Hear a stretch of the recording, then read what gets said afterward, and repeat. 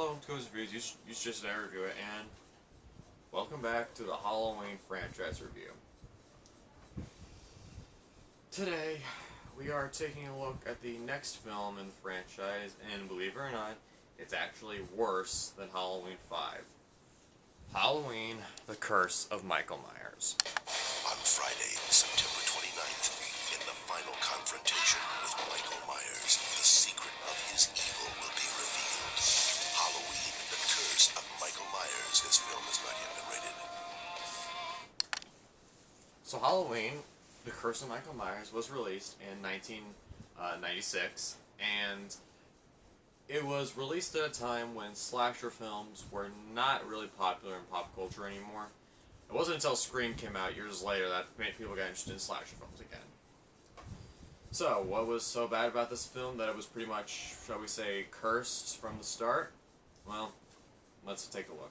Halloween 6, The Curse of Michael Myers, or Curse of Michael Myers, whatever you want to call it, picks up 5 years after the events of Halloween 5, and Jamie, who is now an adult, has given birth to a baby.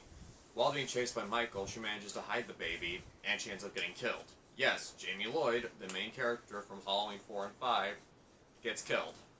As a teenager this time, but still. Then from here we're introduced to a bunch of characters, such as the Strodes, the family that adopted Laurie in the first Halloween, Billy Loomis, the kid who Laurie babysat in the first Halloween, who's played by Paul Rudd in this movie, and once again, Dr. Loomis, who's still played by Donald Pleasance, in his final film role.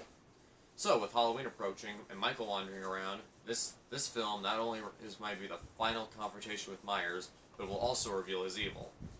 At least that's what the Wikipedia page says. So, what's so bad about Halloween 6 that makes it pretty much what a lot of people consider the worst film in the franchise? There's too much going on, honestly. We find out a lot of stuff, and I'll try to get through it without sounding like a nutcase, but if I do, it's their damn fault. So, the main thing is that the film tries to explain Michael's past and why he's a killer. This movie reveals that when Michael was born, he was born to a cult called the Curse of Thorn, which must kill a member of a bloodline so that an entire cult can survive on the night of Halloween. Does that sound ridiculous? Well, that's because it is. Giving an explanation for why Michael's a killer sounds okay, but we don't need an explanation. He's just pure, we just need to know he's pure evil, he'll do the devil's bidding on earth for as long as he lives, and that's it. Now, another thing is that half the characters that are introduced in this film are introduced just to get killed. We're introduced to the Strode family, and the only two people that you should care about is the main survival girl and her son. If I remember correctly, I think the son's name was Billy, and also also Tommy, also Tommy Doyle, who pretty much becomes the Tommy Jarvis for the Halloween series, even though he's only in this one movie.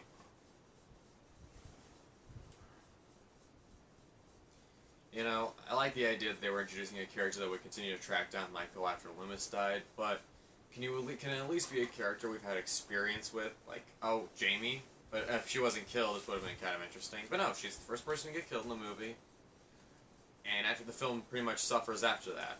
Also, the stepfather is an abusive asshole. His sole purpose is to be an abusive, mean-spirited dick, and then get killed. And he gets a pretty gruesome kill when Michael stabs him, throws him into an electrical box, then his head blows up. That was probably the coolest death in the entire movie, I'll be honest. Some of the other ones are simple, getting swung in the head by an axe, getting your throat slit, or getting stabbed. So yeah, Michael pretty much loses his touch as this film goes on.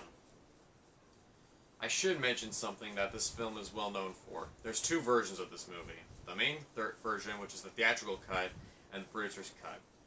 One problem with that, this DVD box set, Blu-ray box set that I own, does not include the producer's cut. So I have never seen the producer's cut, and I have no idea what happens, other than I know that when it was first shown to test audiences, and back in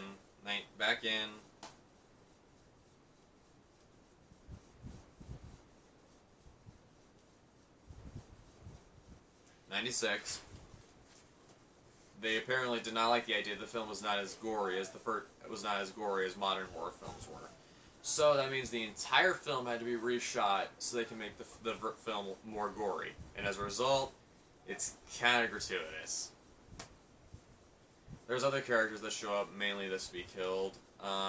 Like there's this TV talk show host or radio show host, I don't remember, who shows up for one scene. The next scene he's in, he gets murdered.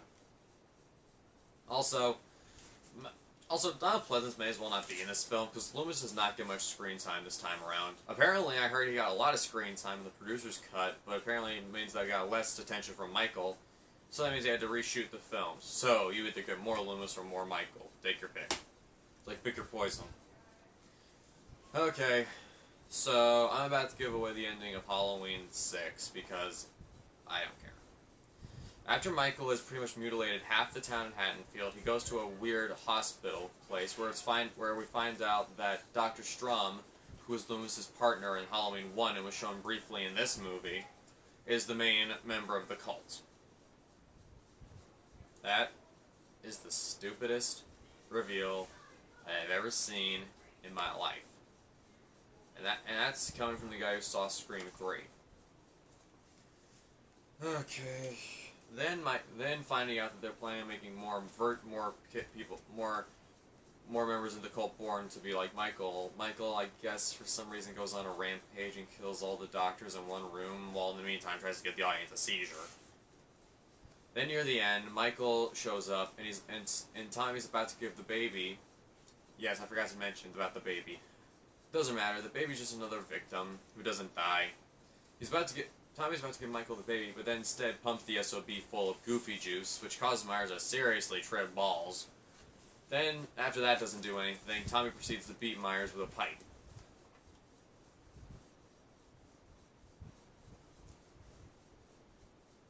Really? And for some reason, Michael's blood is green, I guess.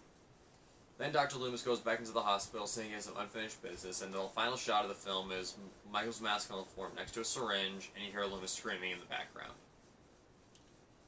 Well, at least there's one good thing that comes out of this. I never have to watch Halloween 6 ever again, because, yeah. You know why? This movie sucks.